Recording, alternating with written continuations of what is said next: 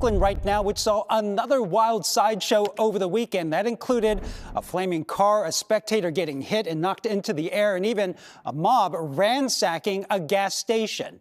Neighbors say it's just another weekend in Oakland. The constant public safety fears comes as the city is staring down a budget crisis that is all but certain to result in cuts to some emergency services, not to mention city jobs.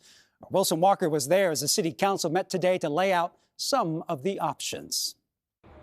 A little bit of good news in Oakland today. City leaders say they have found enough money tucked in enough places that they can move around, that they won't have to actually declare an official emergency. That, however, does not mean the crisis is over. And now the conversation largely moves to what or who might have to be cut.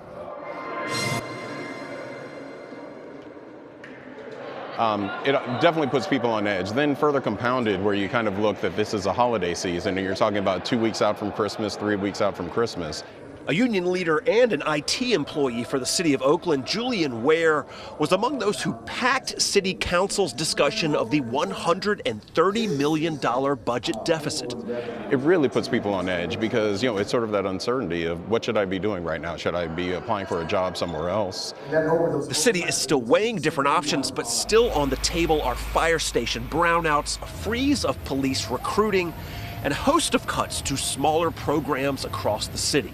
This does call for the elimination of the ambassador program to the tune of $1.1 million. And the looming cuts drew a crowd. More than 80 people signed up to speak about how different budget moves might affect residents. You took the parking enforcement technicians away from parking to deal with the issue of abandoned vehicles. That's what you were using them for.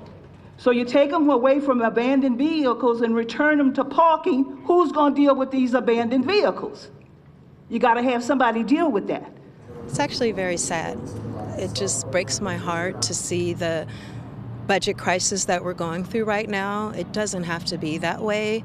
Rania Webb watched the meeting as Oakland's newest official candidate for mayor. How to resolve the structural problems that produced the budget crisis will no doubt be a central discussion as Oakland tries to resolve its political uncertainty.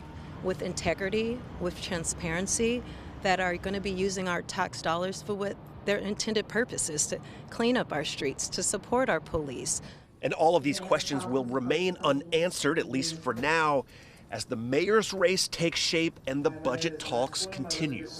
All the just kind of vulnerability that people have at this period is incredibly unsettling, especially since we've been discussing this for over a year.